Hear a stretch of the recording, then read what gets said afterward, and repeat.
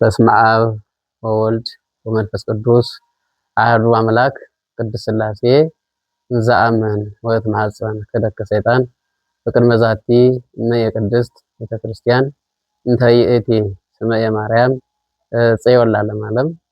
ቅዱስ ቅዱስ ሰው ላይ የምትመሰገን ትናንትና የነበር ዛሬም ያለህ ከዚህም በኋላ ለምናሳልፍ የምትኖር አልፋና ኦሜጋ አምላካችን እግዚአብሔር ሆይ ባለፈው የበደልና ኃጢአታችን ላይ እድሜ ለንስሐ ዘመን ላስጨምረህ እስከዚህ ጊዜና ሰዓት ስለጠበቅከን ከነገሩ አስቀድመን አንተን ማመስገን ይገባልና ስምህ ለዘላለም የተመሰገነ ይሁንልን። የተከበራችሁ የተወደዳችሁ ኦርቶዶክሳውያንና ኦርቶዶክሳያት እናቶች፣ አባቶች፣ እህቶች፣ ወንድሞች እንዲሁም ሕፃናት በአጠቃላይ ይህን መርሃ ግብር የምትከታተሉ ሁላችሁም ኦርቶዶክሳውያን ኦርቶዶክሳያት እስከ ሞት ድረስ በወደደንና ባፈቀረን በቸሩ አምላካችን በኢየሱስ ክርስቶስ ፍጹም ሰላም እንደምን ዋላችሁ? እንደምን ሰነበታችሁ? እንደምን ቆያችሁ? አሜን። እግዚአብሔር ይመስገን ብለን እንድናመሰግነው አንደበቱን የለገሰን ቸርነቱን ያላጎደለብን በተጣላን ጊዜ የታረቀን በራቅነው ጊዜ የቀረበን የአባቶቻችን አምላክ እግዚአብሔር ስሙ ለዘላለም አሁን በድጋሜ የተመሰገነ ይሁንልን። እሱን ጠርተን እሷን የማንተዋት ወላዲተ አምላክ እመብዙኃን ቅድስተ ቅዱሳን ድንግል ማርያምም እንደ ክብሯ መጠን ክብር ምስጋና ይድረሳት። ሌሎችም ቅዱሳን እግዚአብሔር አምላካችን ባከበራቸው ክብር መጠን ክብር ምስጋና ይድረሳቸው። እንግዲህ ዛሬ ያው የዐቢይ ጾም ስድስተኛ ሳምንት ላይ ነው የምንገኘው። ባለፉት የደብረ ዘይትን አይተናል። ዛሬ ደግሞ ስድስተኛ ሳምንት ነው። ስድስተኛው ሳምንት ገብርኄር በመባል ይታወቃል። እንግዲህ ገብርኄር ጌታችንና አምላካችን መድኃኒታችን ኢየሱስ ክርስቶስ በማቴዎስ ወንጌል ምዕራፍ 25 ቁጥር 14 ጀምሮ ያለውን የትምህርት ክፍል ያስተማረበት ያንን ትምህርት ለማስታወስ የምንጠቀመው ስያሜ ነው።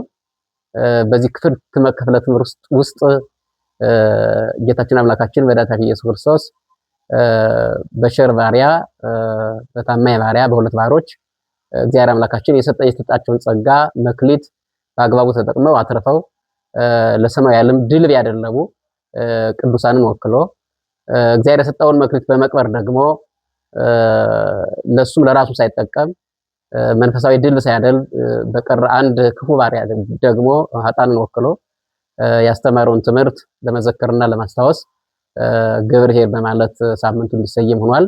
በዚህ እንጠራዋለን ማለት ነው። እንግዲህ ይህንን የክርስቶስን የምሳሌ ትምህርት አንስተን ትምህርቱን ካየን በኋላ ወደ ህይወታችን ያለውን ነገር እያስገባን ወደ ህይወታችን እያመጣን ምን ሊያስተምረን ፈልጎ ነው፣ የኛስ ምን መክሊት አለን፣ በመክሊታችንስ ምን ሰርተናል የሚለውን የምናይ ይሆናል።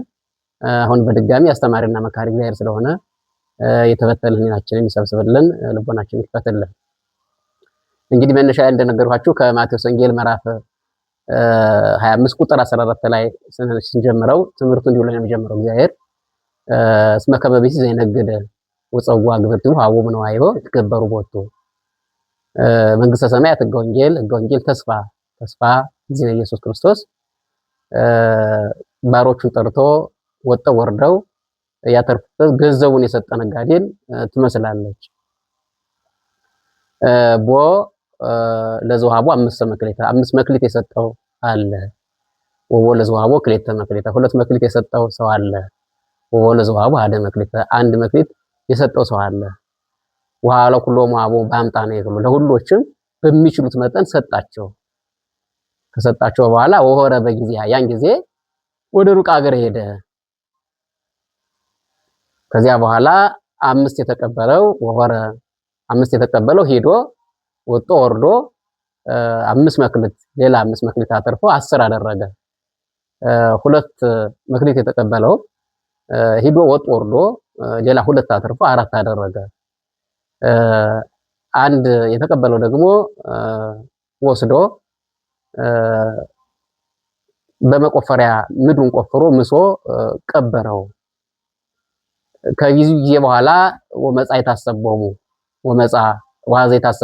ጌታቸው መጣ እና ሊቆጣጠራቸው ሲጀምር የ5 መክሊት የተቀበለው ሰው መጥቶ ጌታዬ ሆይ አኮኑ ሀምሰማ ከመካለየ ወሀብከኒ 5 መክሊት ሰጠኝ ነበረ ነው ወጥቼ ወርጄ 5 መክሊት ሌላ 5 መክሊት ጨምሬ 10 አድርጌያለሁ እኮ መክሊትህን አለው። በዚያን ሰዓት እግዚአብሔር ያ ባለጸጋ ወገብርኄር ወምእመን ዘበውድ ምእመነ ኮንከ አንተ ታማኝ ማርያ በትንሹ የታመንህ በብዙ ሾምሃለሁ በውስተ ፍስሐው ለእግዚእከ ወደ ጌታ ተድላ ደስታ ግባ አለው ይላል። እንዲሁም ደግሞ ሁለተኛው መጥቶ ሁለት መክሊት ሰጠኝ ነበር፣ አቤቱ ጌታዬ ሁለት መክሊት ሰጠኝ ነበር፣ ወጥቼ ወርጄ ሌላ ሁለት ጨምሬ አራት አድርጌያለሁ ነው መክሊቱን ብሎ መክሊቱን አበረከተለት። አሁንም ያ ሀብታም ወይም ያ ነጋዴ ቅድም አምስተኛውን ባመሰገንበት ምስጋና ወገብርኄር ወምእመን ዘበውድ ምእመነ ኮንከ አንተ ታማኝ ማርያም በትንሹ የታመንህ በብዙ ሾምሃለሁ በውስተ ፍስሐው ለእግዚእከ ወደ ጌታ ተድላ ደስታ ግባ አለው። እንግዲህ አንድ የወሰደው መጨረሻ አንድ የወሰደው መጣና አቤቱ ጌታ አንድ መክሊት ሰጠኝ ነበረ፣ ነገር ግን አምር ከመቢሲ ዱር አንተ ጨካኝ ሰው እንደሆንህ ያልበተንከውን የምትሰበስብ ያልዘራኸውን የምታጭድ ጨካኝ ሰው እንደሆንህ አውቄ ፈርቼ ገንዘብህን ቀብሬልበት ነበረ፣ ያት እነሆ ገንዘብ ብሎ አበረከተ። ያን ሰዓት ያ ነጋዴ እኔ ጨካኝ ያልዘራሁትን ያልበተንኩት የምሰበስብ ያልዘራሁት የማጭድ ጨካኝ መሆኔን ታውቅ ነበር፣ ካወቅ አመጣ ገንዘቤን ባበረከትክና ሌሎች ወጣ ወርዳው ለሚነግዱ በሰጠሁት ነበር። ነገር ግን ይሄንን ማምጣት አልቻልክምና ብለው እዚያ ያቆሙትን ከሱ ገንዘቡን ወስዳችሁ ለአምስት ላለው ስጡት አለ። ከዚያ በኋላ ይሄንን ካለ በኋላ ዋውፀጎ ለዚያ ግን ያንን ግን ጥርስ አውጥታችሁ ጥርስ ማፋጨት ስቃይ ወዳለበት ቦታ አውጡት ብሎ መስሎ ምሳሌ ያስተማረበት ቀን ነው ማለት ነው። እንግዲህ ይሄ ተወክለን ነው ይዘን ነው እንግዲህ ገብርኄር የምንለው ማለት ነው። እንግዲህ ይሄኛው ለጊዜው ሰሙን ነው ያሳየን። ነጋዴ የተባለው ባለጸጋ የተባለው እግዚአብሔር ነው። ባለ ሁለት ባለ ሶስት ባለ ሁለት ባለ አምስት የተባሉት ደግሞ ፍጹም ጸጋ ፍጹም መክሊት ያላቸው ናቸው። መምህራን ለመምህራን ሰጥተው ይተረጉማሉ፣ ለባለጸጎችም ሰጥተው ይተረጉማሉ። ነገር ግን ለሁሉም መክሊት ላለው ለማንኛውም መክሊት ለማንኛውም ነገር የተሰጠ ትምህርት ነው ማለት ነው። እንግዲህ ይሄን እንዝና ያው እነዚህ በሁለት በቸር ባሪያና በታማኝ ባሪያ የተመሰሉ እንግዲህ ቅዱሳን ናቸው። በክቡር ባሪያ የተመሰሉም ያው ኃጥአን ናቸው። እንግዲህ ይሄንን ከተመለከትን ሰሙን ካየን ወደኛ ወደ ህይወታችን እናመጣና እንመማርበታለን። እንግዲህ ያው እግዚአብሔር መክሊት የሚባለው በሁለት መንገድ ከፍለን ማየት እንችላለን። እግዚአብሔር ለሁሉም አጭር ረጅም፣ ሴት ወንድ፣ ጥቁር ቀይ፣ ድሃ ሀብታም ሳይል እኩል ለሁሉም የሰጠው የወል መክሊት አለ። ከዚያ ደግሞ ለእያንዳንዱ በየሚችለው መጠን ጸጋ የሰጠው መክሊት አለ ማለት ነው። ስለዚህ ይሄንን መክሊት እንዴት ነው የተጠቀምነው? ያ መክሊት ምን መክሊት ነው የሚለውን ወደ ህይወታችን አምጥተን እናየዋለን። እንግዲህ መጀመሪያው አባቶቻችን እንደሚተረጉሙት ለሀብታሞች ተሰጥቶ የተረጉሙ አንድ ሰው ሀብታም ሲሆን ያ ሀብቱ መክሊቱ እንደሆነ ይናገራሉ። ሀብቱ መክሊቱ ነው። እግዚአብሔር በሰጠው ሀብት ድሃ የሚረዳበት ከሆነ የተራበ የሚያበላበት ከሆነ የተጠማ የሚያጠጣበት ከሆነ በመክሊቱ ትርፋማ ሆኗል ማለት ነው። ያ ሀብታም ጧሪ ቀባሪ የሌላቸውን እናት አባት የሌላቸውን የጎዳና ተዳዳሪዎች ጧሪ ቀባሪ ያላቸው ሽማግሌዎችን መርዳት ከቻለ በመክሊቱ አትርፏል፣ እግዚአብሔርን መስሏል። ምክንያቱም እግዚአብሔር ረዳኢ ድኩማን እንለዋለን። ለደካሞች ረዳት ስለምንለው ችግራቸውን የቀረፈላቸው ከሆነ ያው በመክሊቱ አትርፏል ማለት ነው። አንድ አብለ ሀብት በተቃራኒው የተሰጠው መክሊት ሳይጠቀም ከቀረ ገንዘቡን ተጠቅሞ ሰው ገዝቶ ሰውንም ያስገድል ከሆነ እሱ መክሊቱን የቀበረ ነው ማለት ነው። ጎረቤቱ ላይ የምትራብ ጎረቤቱ ላይ የምትጠማ ጎረቤቱ ላይ የሚራብ የሚጠማ ሰው እያለ ብቻውን የሚኖር ከሆነ የማያስባቸው ከሆነ መክሊቱን እንደቀበረ ይቆጠራል። በነገራችን ላይ አንዳንድ ሰዎች ሀብታም ሲሆኑ ሀብታቸውን ለኃጢአት የሚያውሉ በጣም ብዙዎች ናቸው።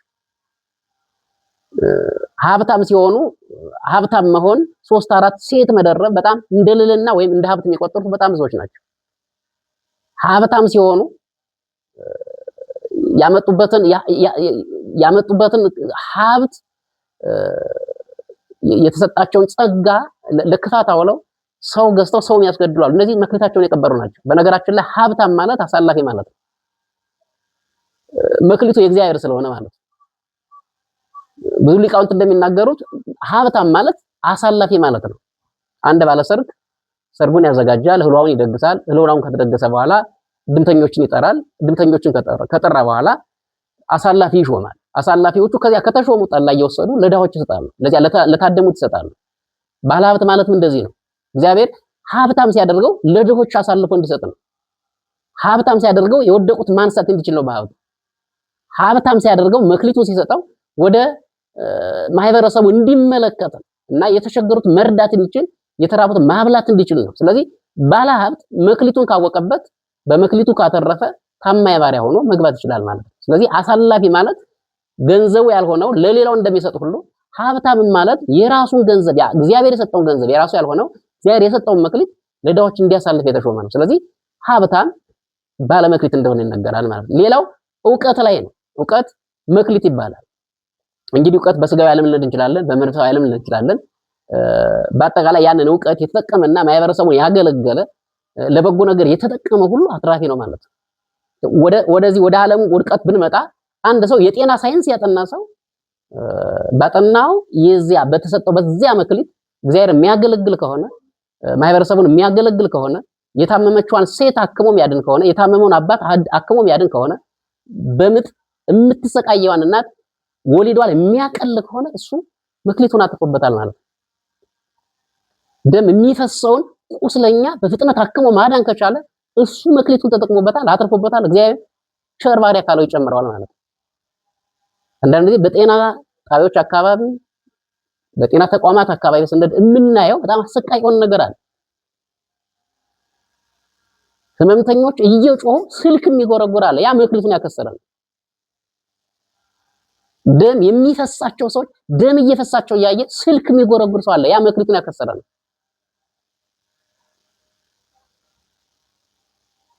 አጥንታቸው ተከስክሶ ደማቸው ፈሶ እየጮሁ የህመምተኞች ጮት የማይሰማው አይኑን ስኩ ላይ ተክሎ ቁጭ የሚል በተሸልተኛት ቁጭ የሚል ሐኪም አለ። ያ መክሊቱን ያከሰረ ነው። መክሊቱን ያከሰረ በሐኪሞች ሸለልተኝነት ብዙ ሰዎች ተጎድተው እናያለን። እነዚያ መክሊታቸውን ያከሰሩ ናቸው።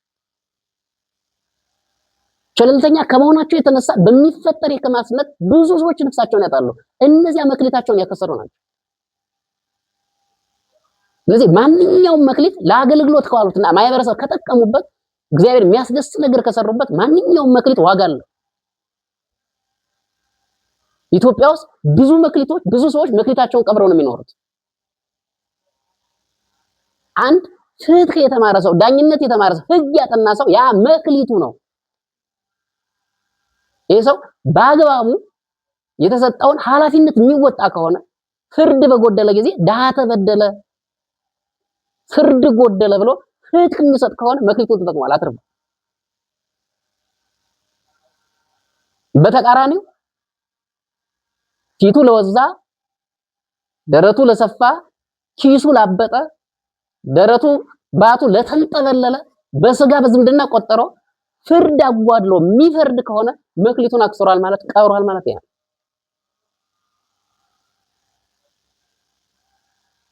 አንድ የግብርና ሙያ ያ ሙያው መክሊቱ ነው።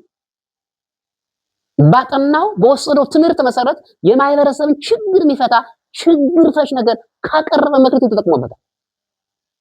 ምክንያቱም በድህነት ውስጥ የምትሰቃይ እናት ትወጣበታለች። በድህነት ውስጥ የሚሰቃይ ማህበረሰብ ወደ ክብር ይመጣበታል። ረድቷቸዋል ማለት ነው። ስለዚህ በዚህ የተነሳ እግዚአብሔር ይመስለዋል። ምክንያቱም መርዳት የእግዚአብሔር የባህሪው ስለሆነ ረዳየ ድኩማን ስለምንለው ደካሞችን የሚረዳ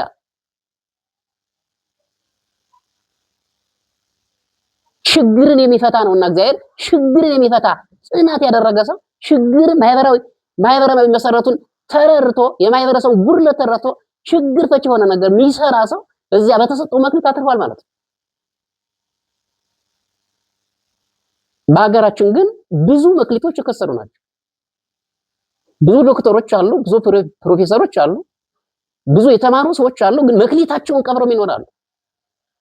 ታሪክ የታኑ በታሪክ ጥናታቸው መሰረት ፕሮፌሰር የተባሉ አሉ። ነገር ግን ያን መክሊታቸውን ከመቅበራቸው የተነሳ ታሪክን ለመጣያ እንጂ ታሪክን ለመስሪያ ለማደግ ያላደረገ ነው። እነሱም ቢሆን የሚነግሩን ብዙ የምንቀራረብበት ታሪክ እያለ የምንጣላበትን ታሪክ ይነግሩናል። መክሊታቸውን የቀበሩ ማለት ነው። ወደ መንፈሳዊ ስንመጣ ክህነት ራሱ መክሊት ነው። ክህነት መክሊትን አንድ ካህን ክህነቱን ተጠቅሞ የተጣሉትን ማስታረቅ ከቻለ እሱ ትርፋማ።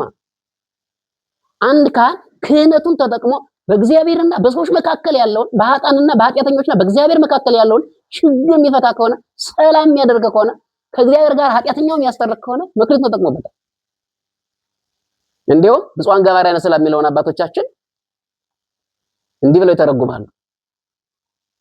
ሰውን ከእግዚአብሔር ጋር የሚያስታርቁ ቀሳውስት ንዑዳን ክቡራን ናቸው። ሰውን ከእግዚአብሔር ጋር የሚያስታርቁ ባለጸጎች ንዑዳን ክቡራን ናቸው ይላሉ። ለባለጸጎች ሲሰጡት አንድ ሰው ሲሰርቅ ሲቀማ አይተው የሚቀማ እኮ ሰርቆ ቀምቶ ከእግዚአብሔር ጋር የሚጣላ ገንዘብ ስለሌለው ነው፣ የሚረዳው ስለሌለው ነው ብለው የሚነዱ ባለጸጎች ስርቆን ገንዘብ ሰጠው ወደ ስራ አሰማርተው ከስርቆ ህይወቱን የሚያወጡ ሰዎች ባለጸጎች ንዑዳን ክቡራን ናቸው። ጣዖት እያመለከ ኃጢአት እየሰራ በደል እየፈጸመ ከእግዚአብሔር ጋር የተጣላን ኃጢአተኛ ክህነታቸውን ተጠቅመው የሚያስታርቁ ሰዎች ንዑዳን ክቡራን ናቸው። መክሊታቸውን ተጠቅመዋል ማለት ክህነታቸውን ተጠቅመው የተበተነ ትዳርን የሚጠግኑ ሰዎች ካህናት ንዑዳን ክቡራን ናቸው። በተቃራኒው በክህነታቸው የማይጠቀሙ ካህናት መክሊታቸውን የቀበሩ ናቸው። ክህነታቸውን የተሰጣቸው መክሊት ተጠቅመው ሰዎችን ከኃጢአት የማይታደጉ ከሆነ ከአምልኮተ ባዕድ የማይመልሱ ከሆነ መክሊታቸው የተቀበረ ነው። ጵጵስና መክሊት ነው። እረኝነት መክሊት ነው። ከዚያ የተሰጠ መክሊት ነው። ጳጳሳት በጵጵስናቸው በሚገባ መንገድ ምዕመናን ማገልገል ካልቻሉ መክሊታቸውን ቀብረዋል። በተሰጣቸው ጸጋ የተጣሉት ማስታረቅ ካልቻሉ መክሊታቸውን ቀብረዋል። ማስታረቅ ከቻሉ ግን መክሊታቸውን አብዝተዋል ማለት ነው። ስለዚህ ማንኛውም ሰው የተሰጠውን ጸጋ በተሰጠው ጸጋ ጥቅም ያለው ስራ መስራት ከቻለ አትራፊ ነው። የተሰጠውን ጸጋ ግን ወደ አገልግሎት ካልቀየረውና ወደ መልካም ነገር ካላመጣው መክሊቱን የቀበረ ማለት ያለ። ስለዚህ የቀበርናቸው መክሊቶች ካሉ መጠቀም መቻል አለብን። ያልተጠቀምባቸው መክሊቶች ካሉ ለመልካም ነገር መጠቀም መቻል አለብን። እነኚህን የመሳሰሉ ብዙ በግላችን የምናገኛቸው ብዙ መክሊቶች አሉ። አንድ መምህር ተምሮ ማያስተምር ከሆነ ተምሮ ራሱን የመሰለ መምህር ማይተካ ከሆነ ተምሮ ምዕመናን ማያስተምር ከሆነ መክሊቱን ቀብሯል። እንደውም ይህንን አብዛኛው የሚሰጡት ለመምህራን ነው። ባለ 2 ባለ 5 የተባሉ ተምሮ ያስተማረና ራሱን አሳክሎ የተካ ብለውታል። ባለ 1 የተባለ ደግሞ ተምሮ ያላስተማረ ራሱን አስምሮ ያልተካ ብለውታል። ለባለጸጎች ሲሰጡም እንደዚያው ፍጹም ባለጸጋ ሆኖ ነገር ግን መስጠት ያልቻለ ብለውታል። አንድ ባለጸጋ ደግሞ በመጠንም ኑሮ ሲሆን ያልሰጠ ያለውን ቀብሮ ያስቀመጠ ብለውታል። ይሄ የግል መክሊታችን ነው። የወል መክሊት የምንለው እግዚአብሔር አጠቃላይ ለፍጥረት የሰጠው መክሊት አለ፣ በጣም የምናባክነው ማለት ነው። ያ መክሊት አንደኛው ጊዜ ነው። ጊዜ መክሊት ነው። ጊዜን በአግባቡ መጠቀም መክሊትን መጠቀም ነው። በነገራችን ላይ እንደ ጊዜ ያለ መክሊት የለም። ጊዜ የምትወድቅበት የምትሰበርበት፣ ለመሰበርክም ለመጠገንክም ለማደግም ለመኖርክም ጊዜ ወሳኝ ነው። ጊዜ ለምናከናውናቸው ነገሮች ሁሉ ጊዜ ወሳኝ ነው። እግዚአብሔር ጊዜ ለሁሉ እኩል አድርጎ ሰጥቷል። ስለዚህ ጊዜውን በአግባቡ የሚጠቀም ሰው መክሊቱን አትርፏል ማለት ነው። ጊዜውን ለመንፈሳዊ ሕይወቱ የሚጠቀም ሰው ጊዜውን በአግባቡ መክሊቱን በአግባቡ ተጠቅሟል ማለት ነው። ጊዜውን ጫት ቤት የሚያሳልፍ ሰው መክሊቱን የቀበረ ማለት ነው። ጊዜውን በአውሮፓውያን ፊልም የሚያሳልፍ ከሆነ መክሊቱን ቀብሯል ማለት ነው። ጊዜውን የህንዳውያንን የድብድብ ፊልም በማየት የሚያሳልፍ ከሆነ እሱ ጊዜውን መክሊቱን ቀብሯል ማለት ነው።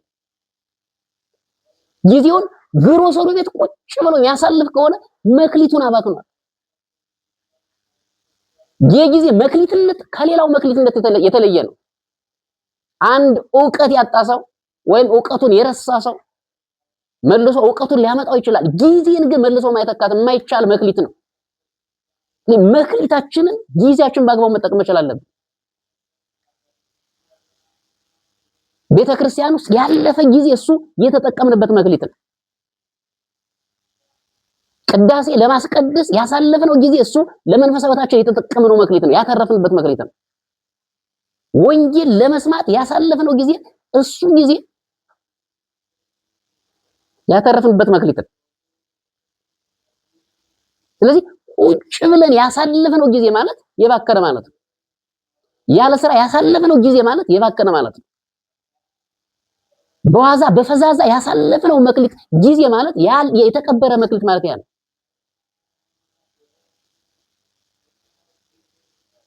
በስንፍና ያሳለፍነው ጊዜ መክሊታችን የቀበረው መክሊት ነው።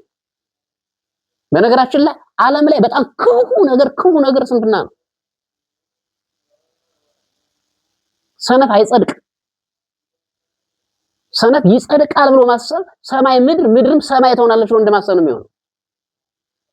እንዲያውም ነብዩ እግዚአብሔር ዳዊት ይብል አብድ በልቡ አልቦ እግዚአብሔር፣ ሰነፍ እግዚአብሔር የለም ይላል ብሏል። ስንፍና የሚያመጣው ነገር ካለ ችግር ነው። ጊዜን በዋዛ በፈዛዛ ማሳለፍ ሊያመጣው ችግር ካለ ማህበራዊ ቀውስ ነው።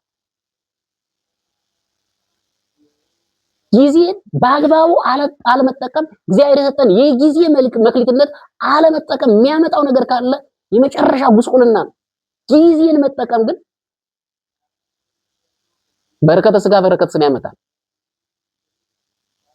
ስለዚህ ጊዜያችንን ማባከል የለብንም። ምክንያቱም አንዱ የሰጠን ትልቁ መክሊታችን ጊዜ ስለሆነ ጊዜያችንን ራሳችንንም ማህበረሰብንም የሚለውጥ በስጋ ህይወታችንን በመንፈሳዊ ህይወታችንን በረከት የሚያሰጥ ስራ መስራት መቻል አለብን። በጊዜያችን ካልተጠቀም እግዚአብሔር ይቆጣል። በጊዜያችን ጥበብን ካልተማር፣ በጊዜያችን እርሻን ቁፋሮ ማድረግ ካልቻል፣ በጊዜያችን መማር ካልቻል፣ በጊዜያችን መልካም ስራ መስራት ካልቻል፣ በጊዜያችን ለስጋችንም ለመንፈሳችንም የሚጠግብ በረከት ማምጣት ካልቻል እግዚአብሔር ይቆጣል። አጽንጓ ለጥበብ ከመይትማ እግዚአብሔር ነው የሚለው። እርሻን ቁፋሮን ልብ አድርጋችሁ ያዟት። እግዚአብሔር ራሱ ቆፍሩ ብላችሁ ወይም አርሳችሁ ቆፍራችሁ ጽፋችሁ ደግሳችሁ ተመራችሁ ኑሩ ብላችሁ እምቢ አሉ ብሎ እንዳይቆጣችሁ ይላል እግዚአብሔር። ስለዚህ ጊዜ ዋናው የወል መልእክታችን መክሊታችን። ሌላው መክሊት የሚባለው አካል ዘያክል ነው። አካል ዘያክል ይሄ ሁላችን መክሊት ነው። እግዚአብሔር እኩል የሰጠን መክሊት። አንደበት ከእግዚአብሔር የሰጠን መክሊት ነው። አንደበት ሊቀበርም ይችላል ሊያተርፍም ይችላል። እግዚአብሔር በሰጠው አንደበት እግዚአብሔር የሚያመሰግን ሰው በአንደበቱ አትርፏል። እግዚአብሔር በሰጠው አንደበት ሰው ሊያንጽ የሚችል ነገር የሚመክር የሚናገር ሰው እሱ መክሊት ያተረፈ ሰው ነው። በመክሊቱ የተጠቀመ ሰው ነው። እግዚአብሔር በሰጠው አንደበት እግዚአብሔር የማያመሰግን ሰው ደግሞ እሱ መክሊቱን የቀበረ ሰው ነው። እግዚአብሔር በሰጠው አንደበት የሰውን ሕሊና የሚነካ ሞራሉን የሚገል ሰመናውን የሚያኮስስ ነገር የሚናገር ሰው እሱ መክሊቱን የቀበረ ሰው ነው። ስለዚህ መክሊታችን ትርፋማ የሆነ ዘንድ አንደበታችን ለመልካም ነገር መሆን ይችላል አለበት። ምክንያቱም የአንደበት መፈጠር ትልቁ ዓላማው እግዚአብሔርን ለማመስገን ስለሆነ መልካም ነገር ለመናገር ስለሆነ ሰውን ደግሞ እጅግ በጣም ሊያረክሰው የሚችል ሊቀድሰው የሚችል ካፍ የሚወጣ ነው። ሊያረክሰው የሚችል ካፍ የሚወጣ ነው። ወደ የሚገባው አያረክስም አይደል? ካፍ የሚወጣው ግን ያረክሳል ብሎ የሚያረክስ ካፍ የሚወጣው ነው። ካፍ ክፉ ነገር ስለሚወጣ ማለት ነው። ካፍ የሚወጣው ሊቀድሰን ይችላል። እግዚአብሔር ስናመሰግንበት፣ ሰውን ስንመክርበት፣ መልካም ነገር ስናወራበት እሱ ሊቀድሰን ይችላል። ደግሞ በተቃራኒ ካፍ የሚወጣው ሊያሳጣን ይችላል። መክሊት ነው አንደበት። ስለዚህ መክሊታችን መጠቀም አለች በአግባቡ። አይኖቻችን መክሊቶቻችን ናቸው። በአይኖቻችን ጥሩ ነገር ማየት ከቻል፣ መጽሐፍትን ማንበብ ከቻል መክሊቶቻችን አትርፈናል። በአይኖቻችን አይተን ቤተ መቅደሱ ማየት ከቻል፣ ሰማይን አይተን ምድርን አይተን ሰማይና ምድር የፈጠረ ብለን እግዚአብሔር ማመስገን ከቻል በአይኖቻችን ተጠቅመንባቸው፣ በአይኖቻችን የታሰሩ ሰዎችን አይተንበት ከሆነ እሱ ያተረፍነው መክሊት ነው። እግዚአብሔር የሰጠን መክሊት ነው። በአይኖቻችን ክፉ ነገር አይተንባቸው ተመልክተንባቸው ከሆነ እነሱ የከሰሩ መክሊቶች ናቸው። ስለዚህ አይን ራሱ መክሊት ነው። እጆቻችን መክሊቶቻችን ናቸው። በእጆቻችን መልካም ነገር መስራት ከቻል አትርፈንበታል። የወደቁ ሰዎችን ማንሳት ከቻል፣ ቤተ መቅደሱን መስራት ማነጽ ከቻል፣ ለነፍሳችንም ለስጋችን የሚሆን መንፈሳዊ ስራ መስራት ከቻል ከደም አፍሳሽነት ነፃ ከሆንን ደም የሚያፈሱ እጆች የከሰሩ መክሊቶች ናቸው። የራሳቸው የሆነ ገንዘብን የሚይዙ እጆች የከሰሩ መክሊቶች ናቸው። የንጹህ ሰው ደምን የሚያፈሱ ሰዎች እነሱ የከሰሩ መክሊቶች ናቸው። የተቀበሩ መክሊቶች ናቸው። ስለዚህ እጆቻችን መክሊቶቻችን ናቸውና መጠቀም እንችላለን። እግሮቻችን መክሊቶቻችን ናቸው። እግዚአብሔር እግርን ሲሰጥ ዓላማ አለው፣ ዝም ብሎ አይደለም። ወደ ቤተ እግዚአብሔር የሚገሰግሱ እግሮች የተቀደሱ መክሊቶች ናቸው፣ የሚያተረፉ መክሊቶች ናቸው። ወደ እግዚአብሔር ቤት እንሂድ ባሉ ጊዜ ደስ አለኝ አይደል ያለን የእግዚአብሔር ተፈሳዩ ክስማ ይብሉ ቤተ እግዚአብሔር ነው። ወደ እግዚአብሔር ቤት እንሂድ ባሉ ጊዜ ደስ አለኝ። የተቀደሱ ገዳማትን ለመጎብኘት የሚጓዙ እግሮች ያተረፉ መክሊቶች ናቸው።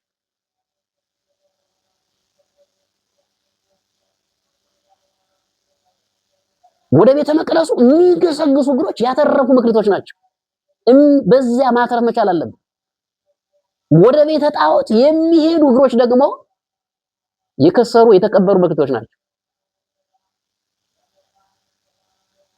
በልህ እገር የሆሙ ለከይ ወደም ደም ለማፍሰስ እግራቸው ፈጣን ነው ብሎ በተጻፈው መሰረት የሰው ደም ለማፍሰስ የሚሮጡ እግሮች የተቀበሩ መክሊቶች ናቸው። ወደ አጉሪ ወደ ቃልቻ ቤት የሚሄዱ እግሮች እነሱ የተቀበሩ መክሊቶች ናቸው። የራስ ያልሆነ ገንዘብ ለማምጣት የሚጓዙ እግሮች እነሱ የከሰሩ መክሊቶች ናቸው። ስለዚህ አካል ያክል የሁላችን መክሊቶች ናቸው። በተሰጠን አካል እያንዳንዱ ሐሳት ክፍለ ሐሳት ላይ ስራ ስለሚሰራ ስራ መስራት መቻል አለብንና ማትረፍ መቻል አለብን። ይሄ ካልሆነ ከሳራን ማለት ነው።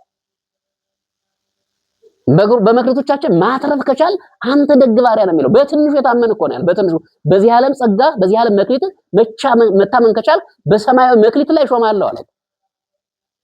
ወደ ጌታ ተድላ ደስታ ትገባለህ። ስለዚህ መክሊቶቻችንን መጠቀም ይጠበቅብናል። መክሊቶቻችን ስንጠቀም የእግዚአብሔር የምስጋና ድምጽ እንሰማለን። ምን ተብሎ? አንተ ባሪያ ታማኝ ባሪያ በትንሹ የታመንህ በብዙ ላይ ሾማለሁ፣ በውስተ ፍስሐ ለእግዚእከ ወደ ጌታ ተድላ ደስታ ገባ የሚል ድምጽ እንሰማለን። ስለዚህ ይሄንን ሲያስተምር መክሊቶቻችን እንድንጠቀም እግዚአብሔር አስተማረ። ስለዚህ የእያንዳንዶቻችን መክሊት በጣም የተቀበሩ መክሊቶች አሉና እነዚያን አውጥተን ማተረፍ መቻል አለብን፣ መስራት መቻል አለብን። መክሊቶቻችንን ከቀበርናቸው እግዚአብሔር ነገ ዋጋችንን ይከፍለናል በሚመጣ ሰዓት። በነገራችን ላይ ይሄን ትምህርት የሰጠው ከነገረ ምጽአቱ ጋር አያይዞ ነው። ከምጽአቱ ጋር አያይዞ ነው። በሚመጣ ሰዓት የሚጠየቀውን ጥያቄ ነው ያስተማራል። ስለዚህ ማንኛውም ኦርቶዶክሳውያን የእያንዳንዳችን መክሊቶች አሉ። መጀመሪያ መክሊቶቻችን ፈልገን ማግኘት፣ የተሰጠን መክሊት ምንድነው ብሎ እነዚያ መክሊቶች ማግኘት። ከዚያ እግዚአብሔር የሰጠን መክሊቶች ካወቅናቸው በመክሊቶቻችን ለማትረፍ መስራት መቻል አለብን።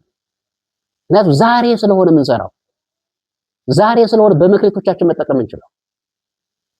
መክሊትን መቅበር ማለት በተሰጠ ጸጋ መልካም ነገር አለመስራት፣ በተሰጠ ጸጋ እግዚአብሔርን አለመገልገል፣ በተሰጠ ጸጋ ራስንም ማይበረት የሚጠቅም ነገር አለማበርከት የተቀበረ መክሊት ነው ማለት ነውና መክሊታችን ቀብረን እግዚአብሔርን እንዳናሳዝን አምላካችን እግዚአብሔር ይርዳን። እስከ ሰዓት ያስተማረን የገሰጸን የአባቶቻችን እግዚአብሔር ስሙ ለዘላለም የተመሰገነ ይሁንልን። ወስብሐት ለእግዚአብሔር ወለወላዲቱ ድንግል ወለመስቀሉ ክቡር።